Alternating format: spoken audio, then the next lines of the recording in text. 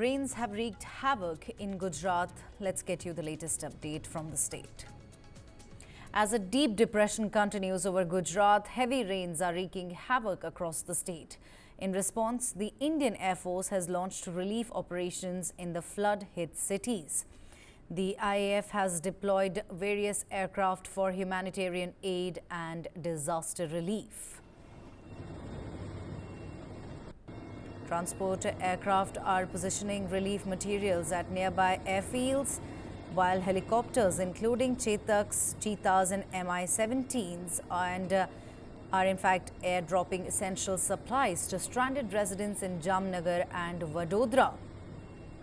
In 3 days of round-the-clock operations, the IAF has airlifted 18 people and dropped over 3,500 essential supply packs.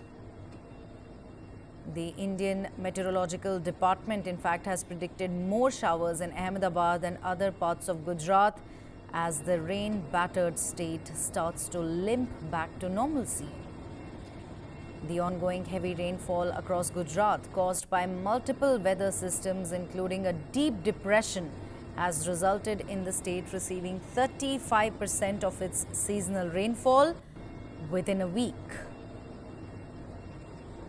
According to data from the State Emergency Operations Center, this is the highest rainfall recorded, in fact, by August for 3 regions of Gujarat, central and southern Gujarat, as well as the eastern belt since 2015.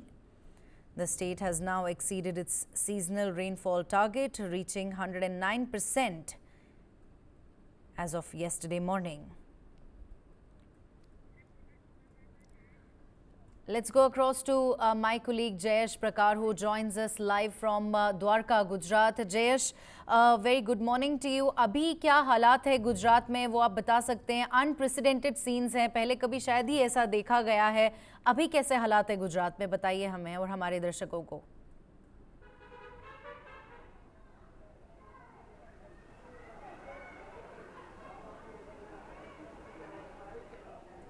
Overall देखा जाए तो अभी गुजरात में हालात काफ़ी ख़राब हैं। 11 ज़िलों में अभी रेड अलर्ट हैं, 22 ज़िलों में येलो अलर्ट दिया गया है। 18 ज़िले ऐसे हैं जहां बुरी तरह से पानी में लोग फंसे हुए हैं। अभी तक एनडीआरएफ और कोस्ट गार्ड ने 18,000 से ज़्यादा लोगों को रेस्क्यू कर लिया है। उनको सुरक्षित स्थानों पे शेल्टर होम में रखा गया है।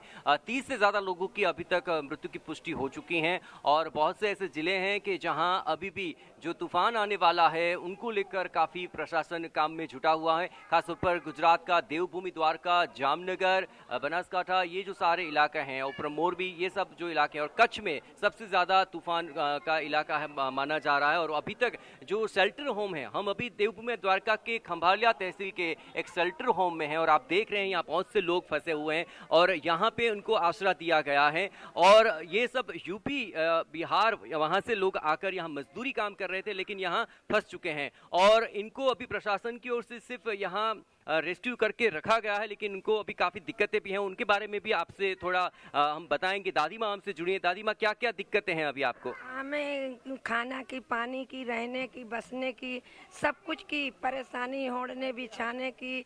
अपने मुल्क पहुँच नहीं पा सकते हैं, ऐसा फंस गए हैं। मजदूरी करने को पाया नहीं, 1 दिन 2 दिन नहीं मजदूरी करने को पाए, फंस गए। बच्चे मर रहे, उघारे कपड़े लत्ते सब बह गए पानी में। हमारा कोई गरीब का मदद कर सके। गवर्नमेंट की ओर से कोई मदद मिली आपको? नहीं मिली, हमें कुछ भी नहीं मिला है, मगर भूखे प्यासे पड़े हैं। बिल्कुल, तो अभी गवर्नमेंट की ओर से शेल्टर होम में इन लोगों को आसरा तो दे दिया गया है, लेकिन अभी खाने पीने की थोड़ी दिक्कत इनको हो रही है। और इतना ही नहीं, ओवरऑल गुजरात की भी अगर बात की जाए, यहाँ पे 17,000 के आसपास ऐसे लोग हैं जो अलग अलग शेल्टर होम में उनको रखा गया है, लेकिन भारी मात्रा में जो बारिश हुई है उसकी वजह से प्रॉब्लम्स कुछ ज़्यादा हैं। अगर आपको बड़ौदा की बात करूँ, अभी भी ऐसे बहुत से घर हैं जहाँ 8 फीट तक पानी भरा पड़ा है। सयाजीगंज ऐसा एरिया है जहाँ पे विश्वामित्री नदी का पानी भरा पड़ा है। जामनगर पूरा पानी में डूब चुका है। यहाँ के मुख्य जो डैम है उनका पानी यहाँ पे आ चुका है। देवभूमि द्वारिका के मुख्य 4 जो तहसील हैं उनके जो गांव हैं वो भी पानी में अभी भरे पड़े हैं। खासतौर पर जाम सलाया, जाम रावल पूरी तरह से पानी में ग्रस्त हैं। सेना यहाँ भेजी गई है, सेना का एक दस्ता यहाँ पे है जो लगातार रेस्क्यू कर रही है। एनडीआरएफ की टीम काफ़ी जुड़ी है। कोस्टल एरिया में कोस्ट गार्ड की ओर से भी काफ़ी रेस्क्यू की अभी जो काम है वो चल रहा है। ज़्यादातर अभी जो खतरा है वो है तूफान को लेकर, जो कच्छ होके आगे बढ़ेगा और 70 किलोमीटर प्रति आवर्स के रूप से वो आगे बढ़ रहा है। और जहां तक देखा जाए कच्छ जो इलाका है और उसके आसपास के ये जो इलाके हैं जहां हम खड़े हैं वो देवभूमि द्वारिका, उसके आगे जामनगर, मोरबी, ये सारे जो इलाके हैं यहाँ पे तूफान का जो असर है वो देखने को मिलेगा। यानी कि आगामी जो 24 से 48 घंटे हैं वो काफ़ी मुश्किलात भरे हो सकते हैं। ओवरऑल गुजरात में भी जो 11 जिले हैं वहाँ सबसे ज़्यादा मुश्किलात देखने को मिल रही है, क्योंकि इन्हीं 11 जिलों के अंदर आगामी जो 48 आवर्स हैं वो ज़्यादा मुश्किल वाले हो सकते हैं। इन पूरे जिलों के अंदर 11 जिलों के अंदर रेड अलर्ट घोषित किया गया है। और जहाँ तक बारिश की बात है, बारिश अभी रुकी है लेकिन अभी भी आसमान थोड़ा खुला है, लेकिन जिंदगी थम गई है। इतना ही नहीं, अभी आंखों में नमी है और कई सवालात हैं कि क्या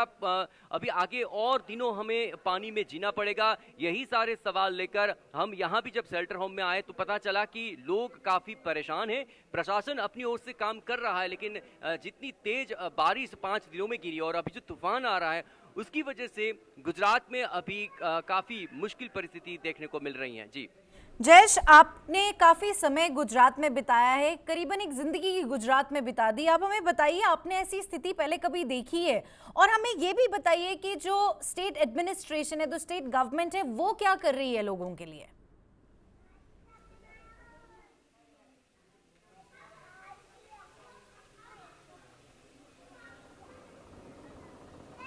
बिल्कुल। मुख्य प्रधान भूपेंद्र पटेल कल ही यहाँ पे दौरे पे आए थे और उन्होंने जामनगर, देवभूमि द्वारिका, वडोदरा उनका एक हवाई निरीक्षण किया था। और देवभूमि द्वारिका के यहाँ के जो सारे इलाके हैं उसमें खासतौर पर रामपुर, खंभारिया, ये सब इलाकों में वो आए थे और यहाँ लोगों से बातचीत की। प्रशासन की ओर से अभी जो है रेस्क्यू पे ज़्यादा ध्यान दिया जा रहा है, लेकिन बारिश इतनी तेज़ है और जहाँ तक देखा जाए यहाँ आसपास के ऐसे कई कोस्टल एरियाज़ हैं कि जिस कोस्टल एरियाज़ में पहुँचना सेना के लिए भी काफ़ी मुश्किल हो रहा था। लेकिन 2 दिन से एनडीआरएफ और सेना का जो दस्ता है वो लगातार यहाँ पे काम कर रहा है। और जहाँ तक देखा जाए बड़ौदा में, तो बड़ौदा में अभी सेना का एक दस्ता पहुँच कर चुका है, क्योंकि सेना के हवाले करना पड़े इतना विश्वामित्री नदी जो है उसका पानी सिटी एरिया में फैल चुका है। क्रोकोडाइल भी रेसिडेंशियल एरिया में पहुँचे, इतनी मुश्किल परिस्थिति वहाँ विश्वामित्री नदी के आसपास को मिली। राजकोट एरिया भी पूरी तरह से जलमग्न हो चुका था।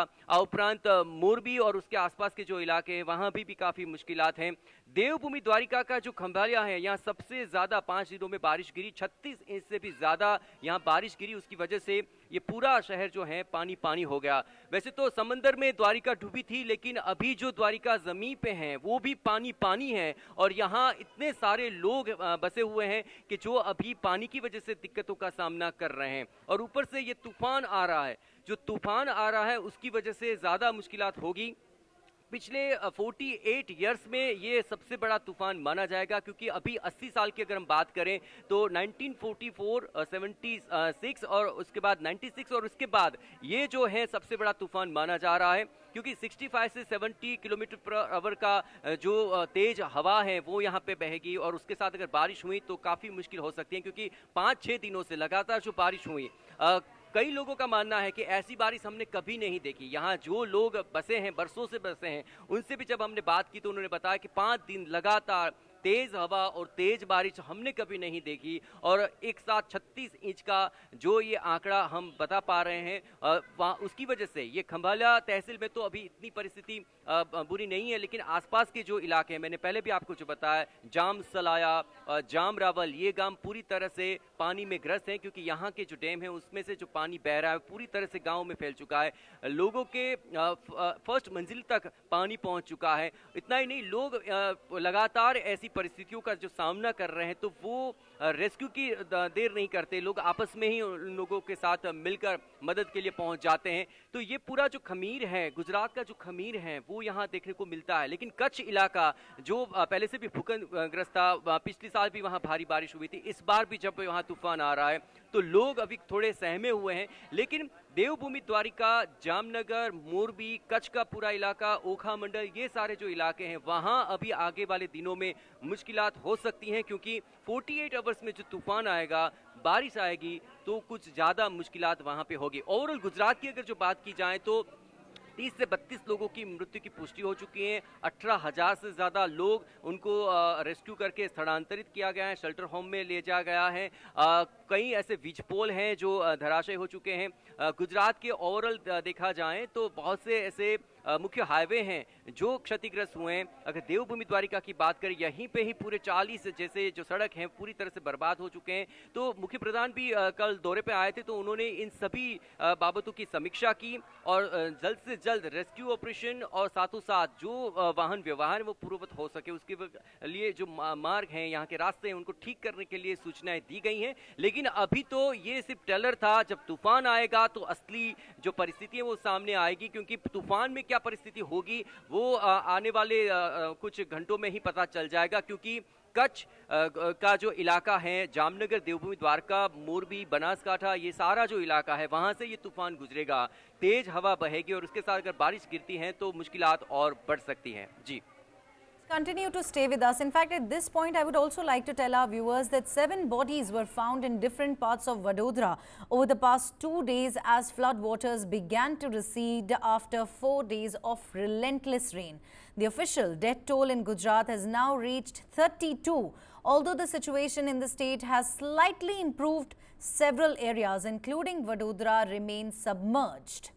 Chief Minister Bhupendra Patel conducted an aerial survey of Kutch, Jamnagar and Devbhoomi Dwarka to assess the damage. He also visited Vadodara, where the Vishwamitri river had caused severe flooding. Prime Minister Narendra Modi also spoke to Chief Minister Patel to take stock of the situation. Jayesh, coming back to you, ये बड़ी दुखद घटना है जो सामने आई है। 7 bodies in fact were found in different parts of Vadodara. काफी लोग मिसिंग भी हैं, जो हमें जानकारी मिल रही है उसके अनुसार। मिसिंग पे क्या अपडेट है ये बता सकते हैं हमारे दर्शकों को before I let you go?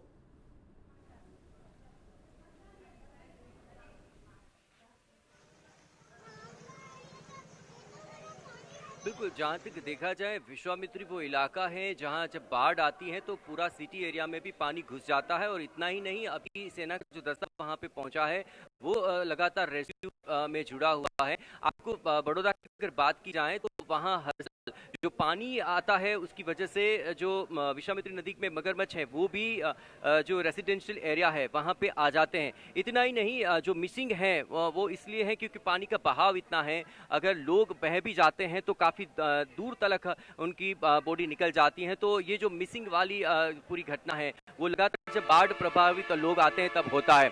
और सेना का जो दस्ता है वो पूरी तरह से आप देखें तो वो लगातार यहाँ काम कर रहा है। उसका मतलब ये हुआ कि बड़ौदा में सबसे ज्यादा हालात हैं वो खराब हैं। खास तौर पर अगर मैं बड़ौदा की बात करूं तो सयाजीगंज जो इलाका है वहां 8 फीट तक पानी है और लोग 2 दिनों से घर में कैद हैं, ना बिजली है ना पानी है। और ऐसे में सेना के जवान देवदूत बनकर वहां पे आए हैं। सेना के जवानों ने रस्सी बाल्टी की मदद से हर घर में पानी खाना पहुंचाया और जहां तक देखा जाए हेलीकॉप्टर की मदद से खाने पीने का जो सामान है वो पहुंचाया जा रहा है। इतना ही नहीं, सेना की जो अभी पूरा दस्ता है वो न मात्र यहाँ पे लेकिन देखा जाए तो देवभूमि द्वारका, जामनगर और मोरबी, इन सभी इलाकों में भी पहुंचा है। और ये आपको मैं इसलिए बता पा रहा हूं कि क्योंकि पिछले 5 दिनों से लगातार मैं यहां पे रिपोर्टिंग कर रहा हूं और जो परिस्थितियां बनी हुई हैं उन परिस्थितियों में अगर आप देखें तो इन परिस्थितियों के अंदर सबसे ज्यादा मुश्किलात हैं वो वडोदरा, जामनगर, राजकोट और देवभूमि द्वारिका, ये जो 4 जिले हैं यहाँ सबसे ज्यादा बारिश हुई है। और वडोदरा में बारिश की से ज्यादा जो विश्वामित्री नदी में ऊपर से पानी आया है उस पानी की वजह से यहाँ सबसे ज्यादा जो रेसिडेंशियल एरिया है वहां मुश्किलात हैं।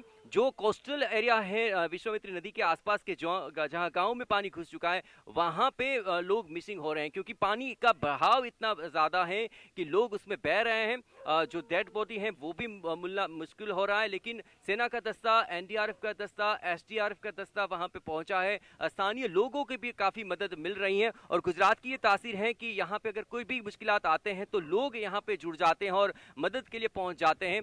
तो अभी ये मृत्युआंक और भी बढ़ सकता है। अभी तक 32 तक आंकड़ा पहुंच चुका है। जैसे जैसे ये राहत कार्य आगे बढ़ेगा उस हिसाब से ये आंकड़ा बढ़ भी सकता है, क्योंकि अभी तक आप देखें तो 18,000 से ज्यादा लोगों को यहाँ अलग अलग गुजरात के स्थानों से रेस्क्यू करके शेल्टर होम में रखा गया है। और बिजली पानी के भी बहुत से प्रश्न हैं। मुख्य मार्ग हैं उसमें आप देखें तो काफी खराब हालत हो चुके हैं, क्योंकि लगातार 5 दिन रात बारिश गिरी है।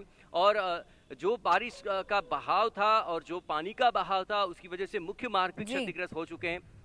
और उसी वजह से गुजरात में अभी आने वाले तूफान के बाद परिस्थितियां और हो सकती हैं। जी, आपका बहुत बहुत धन्यवाद जयेश हमारे साथ जुड़ने के लिए। Will keep coming back to you throughout the day.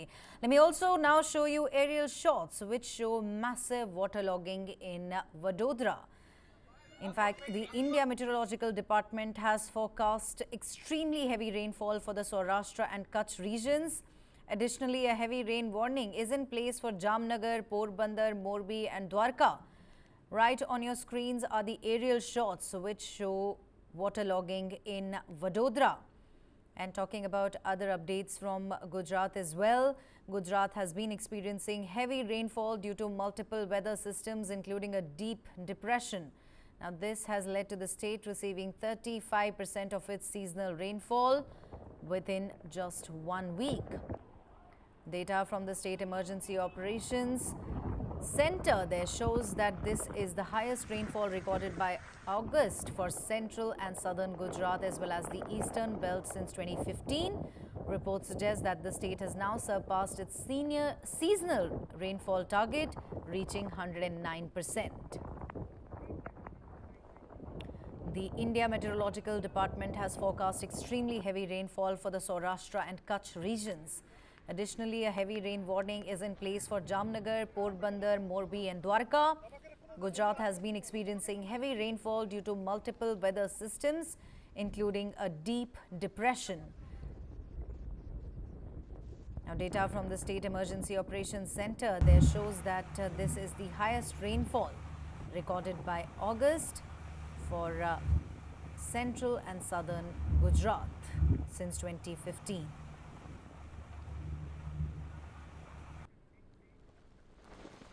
According to the IMD, deep depression over Saurashtra and Kutch that has been causing heavy rainfall in Gujarat is now expected to move into Arabian Sea and intensify into a cyclone by today.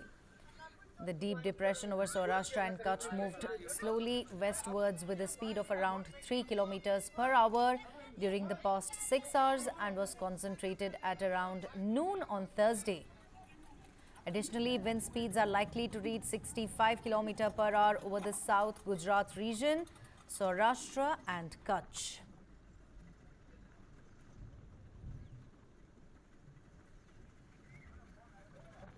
हम लेते हैं, आपको दे देंगे video.